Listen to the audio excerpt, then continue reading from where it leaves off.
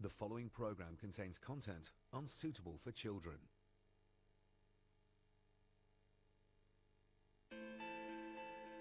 A man is found wandering the Port Hills in a state of shock. A car and the body of a young woman lie in a steep ravine.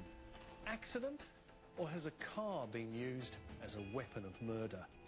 In this case, the combination of pathology, physical evidence and forensic engineering provide vital clues as science unravels the curious case of Operation Laemar. A crime scene is a puzzle that has to be solved. A whodunit, a scattering of clues to be deciphered by clever detective work and the power of science.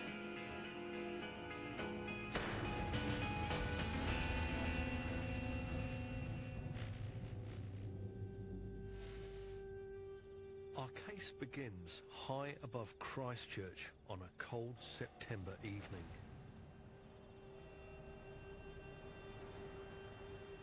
We had a friend who had been over living in New Zealand for a few years, and he was from the States, and the very next day he was due to fly out. So we were going for a drive and a last chance to have a look at the city before he headed home. There were two cars. I was in the lead car and I was driving, and came around the corner and suddenly a man popped out, and he distinctly had a wound on his head. It was freezing cold and he was in bare feet, no top, wearing nothing but jeans. The way he approached us with just an intent to get inside the car quickly was almost spooky. He ended up coming up into the passenger side and just opened up the door and proceeded to try and climb inside the car, despite the fact there was someone sitting beside me. That person clambered straight over the top of me and went headfirst onto the road. What has happened to this man? What has left him so traumatised? My immediate thoughts was perhaps he'd been beaten up and dumped on the side of the road. I could see a car slightly further down the road, and I wondered whether or not that might have been the people that left him there, so there was a concern that whoever left him there might come back. But they could get no explanation from the terrified man. Eventually he gestured up the road, which made me think that potentially there was something up the road that we needed to go and look at. So I went up the hill and slightly around the corner, couldn't see anything from the road. Decided I'd have a little look down what was a bit of a gully down there, and I walked down maybe 100 metres off the side of the road and found a car. As I approached the car, I could see that both doors were open. There were casino chits lying all around the car. The fuel flap was open, and then the strangest thing about it was the fact that the fuel cap was missing. And I became a bit concerned that potentially someone else might have been down there. A phone call was made to emergency services. Uncertain if anyone else had been involved, the young men attempted to search the steep gully in the dark. We really had no idea what was going on up until the point in time that the services arrived. Police were first on the scene. The young man wasn't badly injured and was attended to, while other officers searched the hillside for any other victims. It was then that they made a tragic discovery. They found a woman approximately 20 metres down the hillside, deceased, and initially thought that it might have been a vehicle accident where a pedestrian had been struck. I felt bad that we couldn't have found the girl's body. We would have been walking seriously close to where she was underneath the lip of the road, but without knowing she was there, there was obviously nothing we could do to help her. The body was lying face down towards down the hill, and she was wearing a green top and a black jacket that had been pushed up. It was obvious that she had a bleeding injury to her head, and there was blood staining in and around the area of where she was found. Who was the young woman, and what events had taken place that led to her death? Very little could be ascertained in the dark. But by morning, a full investigation team is assembled. When I first arrived, the first thing that struck me was the size of the scene.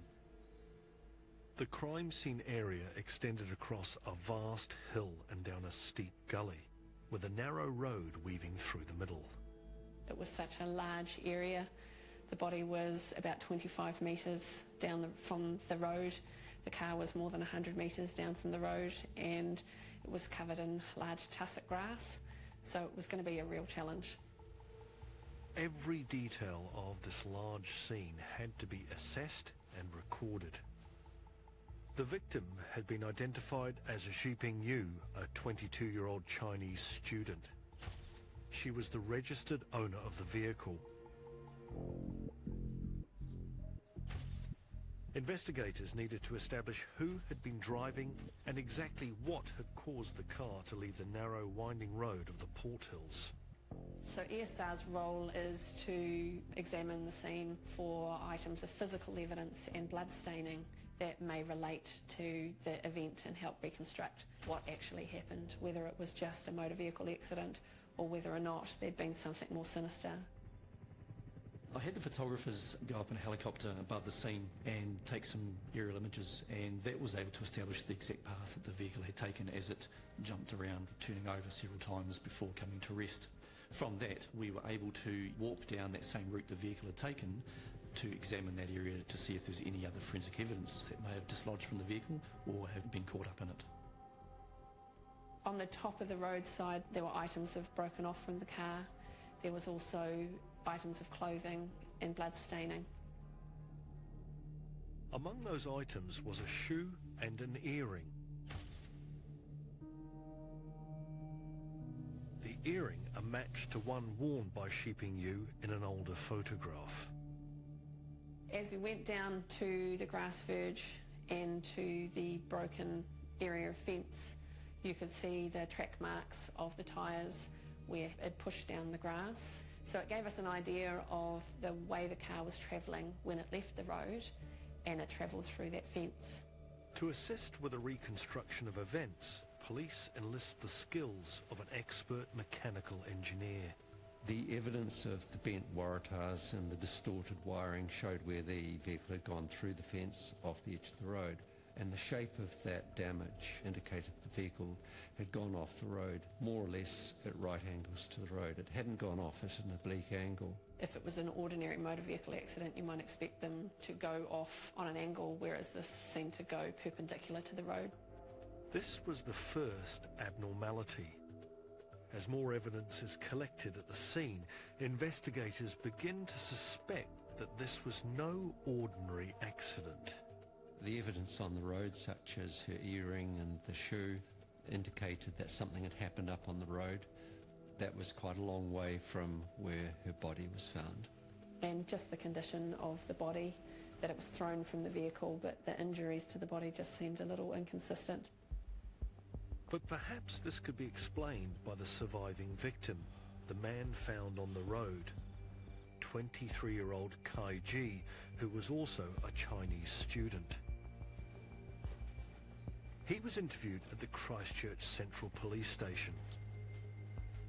It was a long interview over the period of the whole day, and I was tasked to really find out the circumstances of what really had occurred, because we didn't really know a lot at that stage. Staff immediately felt that the situation wasn't quite as it should be, didn't read as a motor accident. I was there to really get those details of what had occurred the previous evening.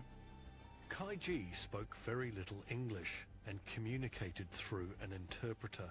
He had met Xiping Yu, who he called Ginny, at the English language school, and they had been in a romantic relationship which had broken up just 2 weeks prior to the night she died. He'd contacted her with the intention of returning some property to her, namely her laptop.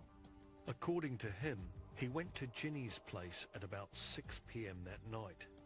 After spending some time there, they returned to his place to pick up a laptop computer. He then drove up to the Port Hills, stopping at the Laemar car park to talk. Kai Ji was in a bad situation. He had gambled and lost $50,000 of his parents' money. We talked about a lot of things, but mainly about what I was going to do about having lost all my parents' money at the casino. And I talked to her about how ashamed and sad I felt, and that I felt that I had lost everything. Ginny got a call on her cell phone. She got out of the car to talk on her phone. She was not on the phone for very long. Phone records show the call was received at 8:40 p.m. and was from her new boyfriend. He rang her phone again several times just after 10 p.m, but those later calls went unanswered. Kai Ji became angry that Ginny had been speaking with her new boyfriend. An argument began, she got out of the car and walked away. I was unhappy. I wanted to keep on talking to her. I drove the car up to where she was walking up the road. She was walking along the grass area beside the road. I then got out of the car and spoke to Ginny. I told her that I was sorry. I said that I was very sad and that I was going to kill myself by driving the car off the hill. She told me to think about my parents and pleaded with me not to be so stupid. I walked up to Ginny and then kissed her on the cheek and hugged.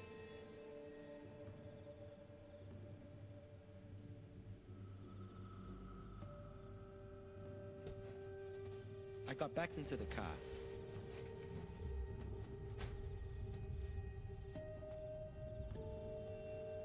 I closed my eyes and put my head down. I then put my foot on the accelerator of the car. I was committed to driving off the road. I really wanted to die. Kai Ji claims not to have seen Ginny nor heard any impact as he blindly plunged the car off the road. The car rolled down the hill. I was thrown around inside the car. I cannot remember when the car stopped. I was very surprised that I was still alive. I was also very sad that I was still alive. As the interview ended, investigators were left with questions. Was Kai Ji telling the truth? Had he accidentally driven into her as he tried to end his life? Or had it been something more deliberate? And could forensic science reveal the truth? So most people, when they think of weapons, they think of knives and guns and baseball bats and the like. When you see someone with stab wounds, you don't normally think, oh, that was an accident. But when you see a motor vehicle accident on the side of the road, when you see a crashed car, your first instinct is that's happened just by chance. But sometimes it's something more sinister.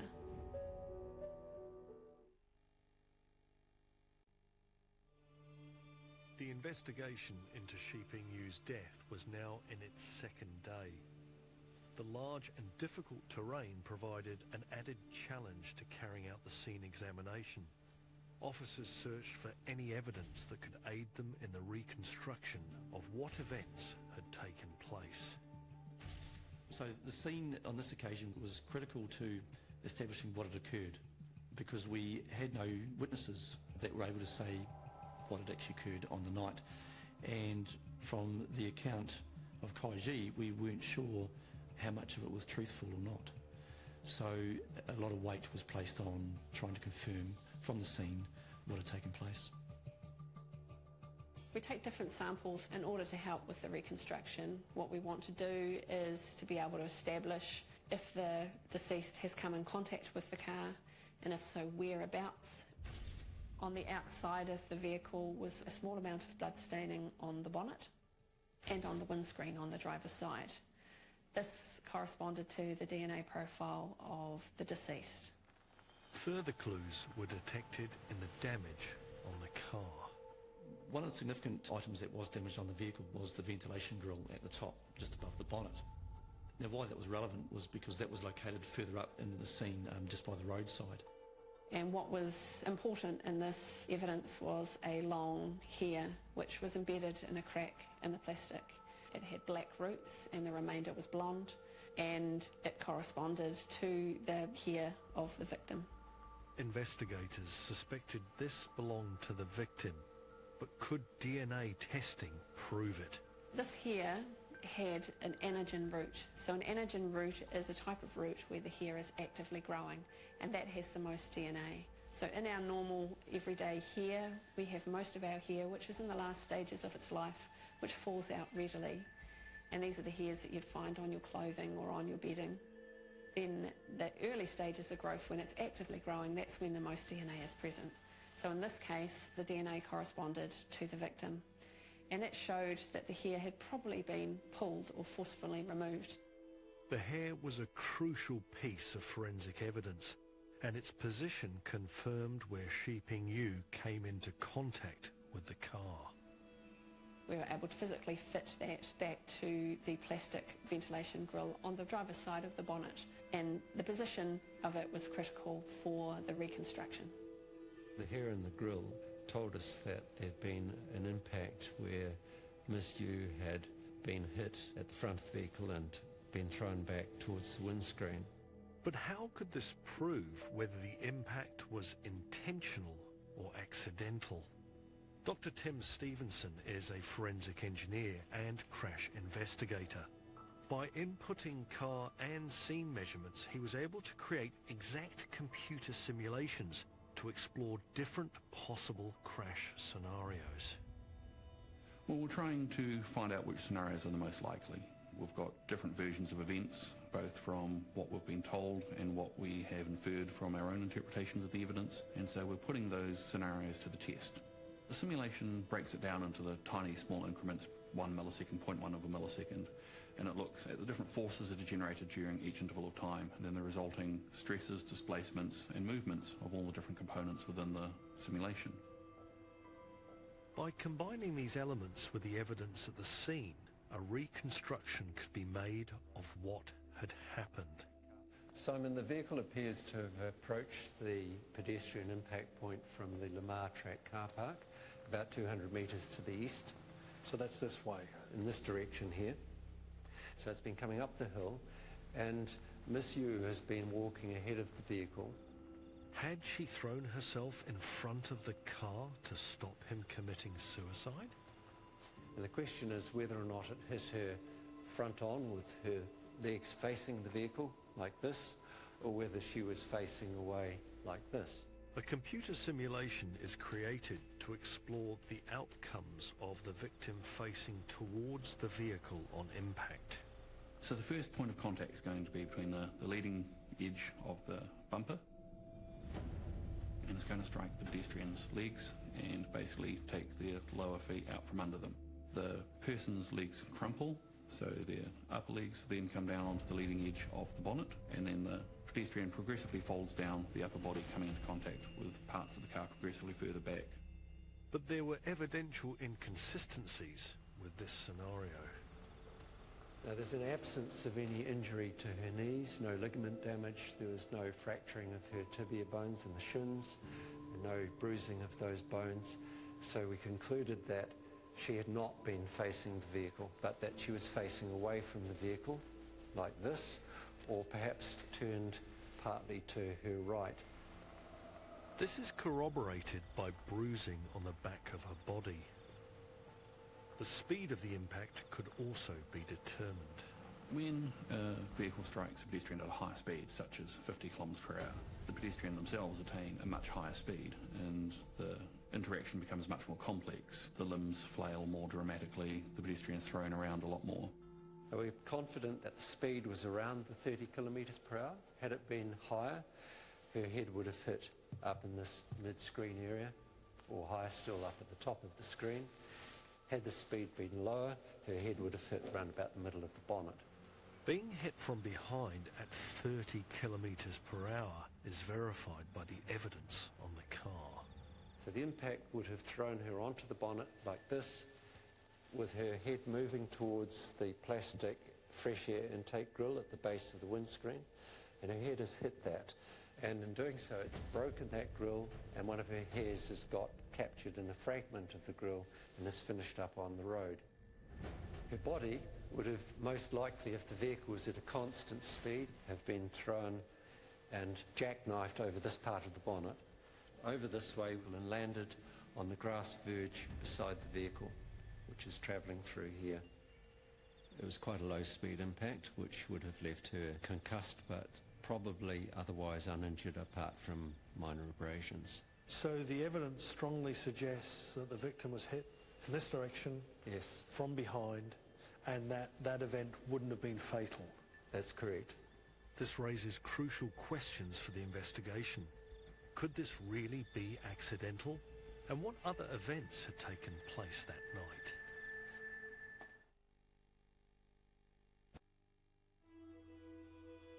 In the Port Hills, investigators have established the victim was hit with the car from behind.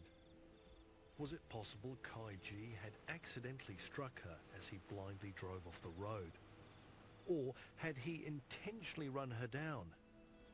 And where was the evidence that would provide the answers? What was unusual on the bonnet of the car was an area of scratches, and this was consistent with being in contact with the barbs of the fence wire as it's gone through the fence, scratching the top of the bonnet. The vehicle was airlifted off the Port Hills by helicopter and then taken to the police lockup for a more thorough examination. We needed to collect areas of paint from different parts of the vehicle, because when a car gets repainted, the paint layers from the different parts of the vehicle may differ, so it's important to take a representative sample to be able to compare. A section of the broken fence was also removed from the scene and taken back to the lab to be examined. There was black smears of plastic on the fence wires and also white smears of paint. So we collected these samples by scraping them onto a petri dish. The paint samples were carefully extracted for analysis. If samples from the car and fence could be matched, then investigators could establish the car's exact path after leaving the road.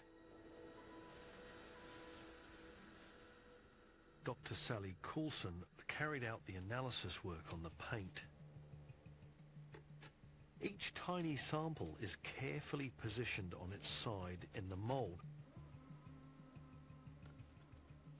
A resin is added to preserve them and hold them in place.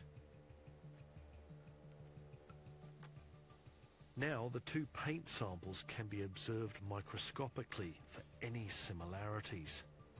We have a fragment of paint from the driver's side of the vehicle on the left-hand side of the photo, and on the right-hand side is a fragment of paint from the fence. And this photo has been taken while we've been looking down a microscope. And what are the layers then? They represent paints, do they?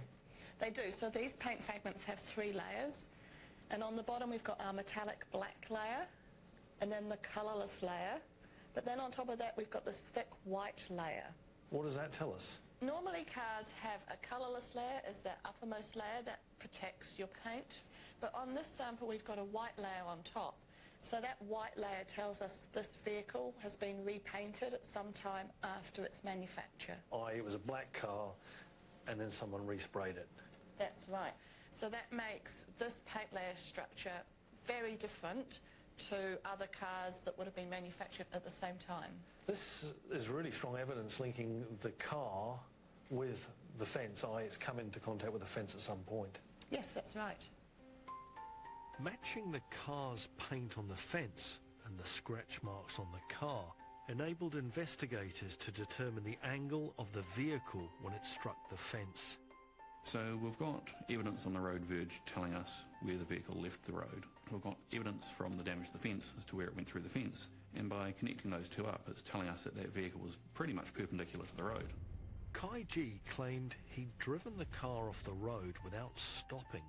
But given the geography, the narrow width of the road and the direction the car had gone through the fence, was that even possible? With our Professor of Mechanical Engineering, we set up the exact scenario and put it to the test. These cones represent the broken fence, and all I need to do is drive the car, turn at a right angle and drive straight into the fence. Okay, so just see if you can ease forward, and going on hard right lock, aim as though you're going to go through that fence. Right. That's on hard. So you've stopped pretty much with your right front wheel on the edge of the drop down onto the hillside, and you can see that the vehicle's still only angled at about 40 degrees to the line of the road, and there's no way you're going to line up to go through that. No, the only way I can get through that is to grind the gears but do another manoeuvre, which is going to do like a reverse, realign, and then forward, and well, at that stage I've actually gone off the edge of the hill and I'm going down now towards the fence, and I'd get through. But that took 2 manoeuvres, didn't it? It would take 2 manoeuvres to do that. That was assuming Kai G was driving in the right-hand lane. But if he'd gone to the left-hand side, would that have given him more room to make the manoeuvre in one swift action? Right, so I've nearly gone off the edge of the road there, and again the car is not facing the gap in the fence, is it? It's not. It is physically impossible on the narrow stretch of road to reach a speed of 30 kilometres per hour, hit the victim, and then leave the road at a right angle in one action. There had to have been 2 separate events. Nothing was matching Kaiji's account, and nothing looked accidental. The vehicle had gone down and had flipped several times before coming to rest where it eventually did. So I would have expected that anyone in the vehicle had at least some injuries, even if quite minor, and he did have a small abrasion to his forehead, but no other injuries. Investigators now questioned whether he had been in the vehicle at all. His admission was that he had been, but the injuries were very light, so we thought, well, okay, is there another way of confirming whether in fact he was in the vehicle or not? The vehicle had a broken window on the driver's side. The first time that it turned over, the driver's window had completely come out, but it was shattered into hundreds and hundreds of pieces.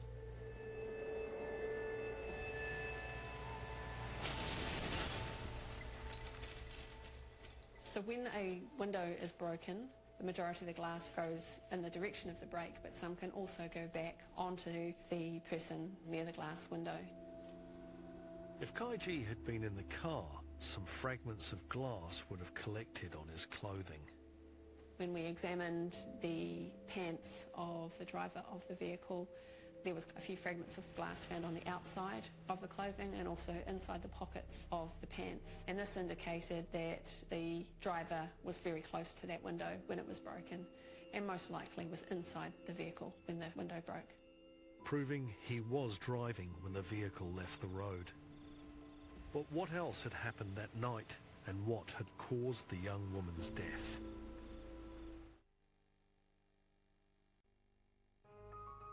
The scene examination of the Porthills took weeks to complete, but piece by piece they were able to put together a picture of what had happened that night.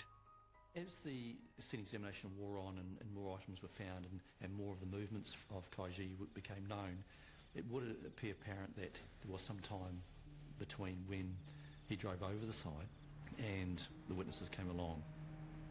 So what was unusual in this scene is that there was blood staining on the petrol flap, which was open. So this blood staining came back to corresponding to the driver of the vehicle. Further inspection of areas including the petrol tank identified matches inside the flap, and they had been lit, indicating someone attempting to light the vehicle. Kaiji claimed his attempt to blow up the car was another endeavour to end his life. But investigators believed there was another possibility. He was trying to destroy evidence. That night he had taken some of his clothes off and hidden them. Where the jacket was eventually found was quite some distance away. The other item that was missing was the shoe worn by the victim. One shoe was found but not the other, and that was eventually found above the roadside. We would expect to have found that further down, either on the roadside or further down, and there was no logical explanation for it being up there other than Kaiji himself throwing it up there. Kaiji was trying to cover his tracks. Evidence has shown that Kaiji ran into Jipingyu on the road at a speed of 30 kilometres per hour. It's reasonably apparent that first impact didn't actually do a lot of damage to her. It's also apparent that something else happened that did do a lot of damage to her. So it was a question of figuring out whether she had been run over as well as having been struck initially by the vehicle. A post-mortem is conducted. What clues will the body hold? So not only are we looking at cause of death, we're looking at reconstructing the events around the death. Injuries that may not even be responsible for death are often quite forensically important because they can give a lot of ideas about context. Initially, we look at the external injuries. So she had quite a lot of linear abrasions and lacerations in multiple places. So she had them on her legs and on her chest and on the back of her neck and back. This was clear evidence of a second event. An abrasion is an injury that you get when you've got two objects moving against each other. So, say, a car moving against the skin. In this case, the injuries were actually associated with grease marks. So ESR's role in the post-mortem examination is to uplift the trace evidence from the outside of the body that might assist in the reconstruction of events. In this case, the deceased had a large area of black, greasy-like staining, which started from her waistline and extended up to her chest on the right-hand side. Investigators suspected these greasy marks were the results of being run over. And if so, could science provide an evidential link? Samples of the grease were taken from the victim's body and clothing and sent to ESR for analysis. The underneath of the vehicle was examined and sample areas were carefully selected. Underneath the vehicle there were several different areas of grease-like staining. It was important to take samples from different areas just in case the composition of the grease in these different areas was different. There is a huge variation of substances detectable on the underneath of a vehicle. The trick is determining exactly which part of the car had connected with the victim's body. 5 areas were sampled and sent to Dr. Sally Coulson for analysis. So how do you analyse grime that's been removed from a vehicle? So we've got a sample here that's a mixture of oil and dirt, and it really just looks like dirt. And so we've got a solvent which is called dichloromethane. And this solvent is very good at dissolving oils and those types of chemicals that are in oil. So a bit like paint stripper? Yes, just like paint stripper can be used to dissolve paint, this solvent can be used to dissolve any oil. What you can see now is sort of a cloudy liquid, but the soil is still solid. So we need to separate out the solvent from the soil. And we can do that just by filtering some of the solvent, just to make sure that none of those bits of soil end up in our sample for testing. Yep. So the liquid in the bottom now is just the solvent plus the oil? That's correct. And we just need a very small portion of this that we put in a vial. So here we have our sample in a little vial that's ready for testing. The sample is then analysed in the chromatographic mass spectrometer. This machine evaluates each of the individual chemical compounds in the oily substance and will display a peak value for each compound. So we had 5 samples from underneath the car. All 5 of those samples showed slightly different chemical profiles, and that's probably because they're a mixture of different oils. But one of those samples matched the oil that was on the torso of the victim. They've got pretty much identical peaks, meaning they've got the same compounds present. So we can say that these 2 samples have come from the same source. Which would suggest that at some point the body of the victim came into contact with the underside of the vehicle. That's right. When a vehicle is used as a weapon, a really good clue that it was intentional is that there's more than one impact, more than one event. The initial hit was damaging, but not necessarily fatal, so in order to finish off the job, a second event has occurred. And that is a quite distinctive pattern in terms of being a spur-of-the-moment event possibly initially, but then realising that it can be used to finish the job. When Kai Ji was first found on the road that night, he appeared to be an innocent witness, traumatised by some terrible incident. But as the investigation ensued, a picture of a very different person emerged. Kai Ji and Shi Bing Yu were both students at the same English language school.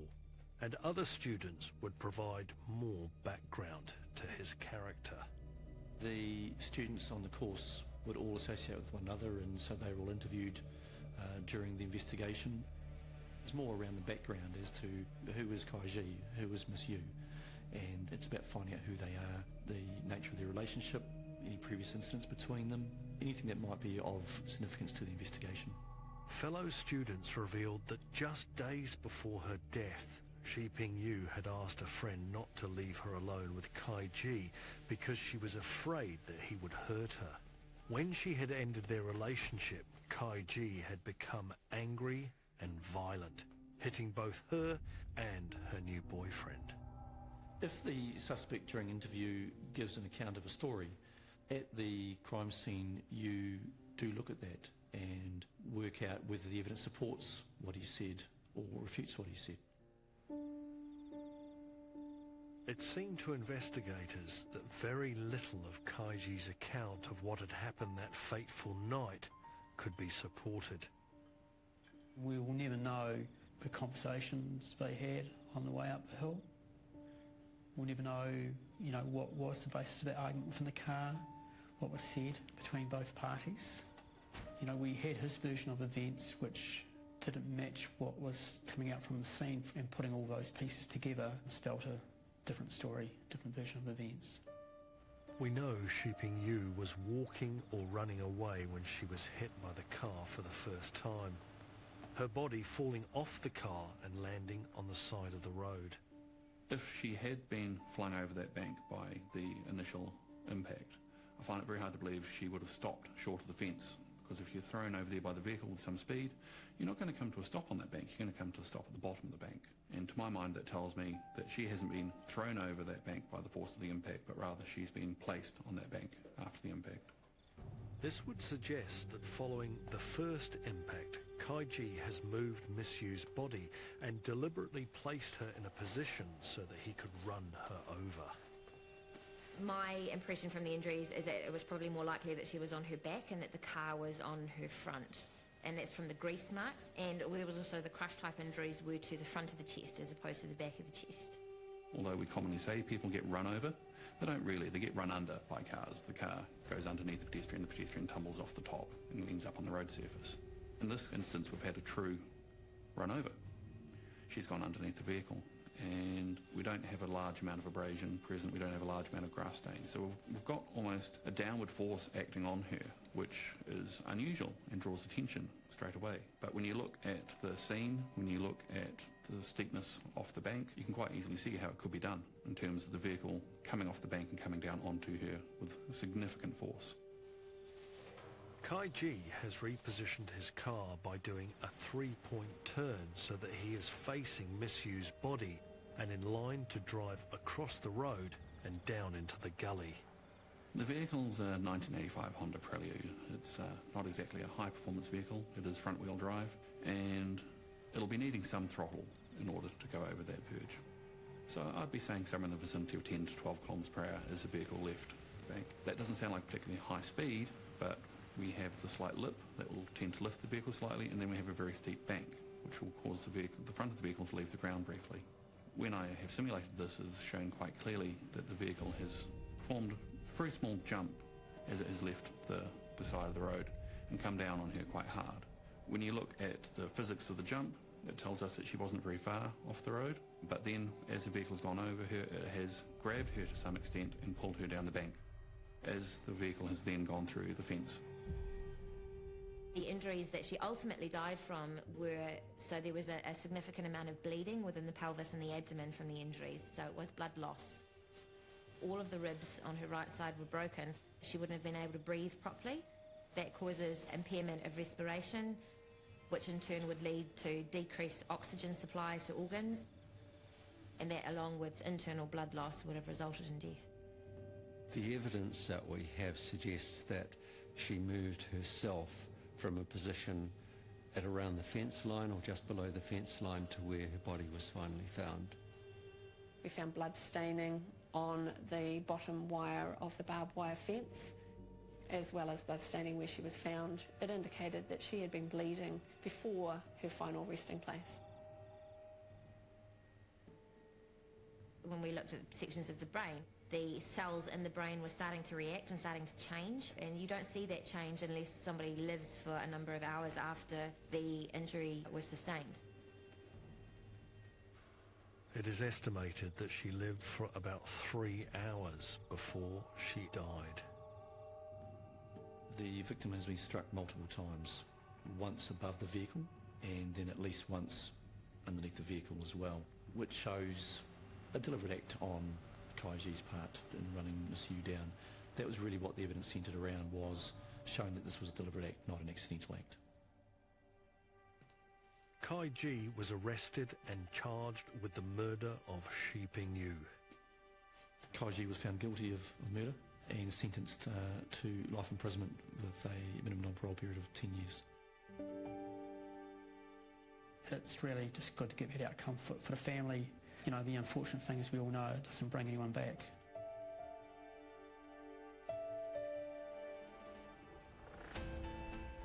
Without physical evidence, chemical analysis and forensic engineering, we would have never determined the intentional from the accidental. And the truth of what happened that night in the Port Hills would have never been told.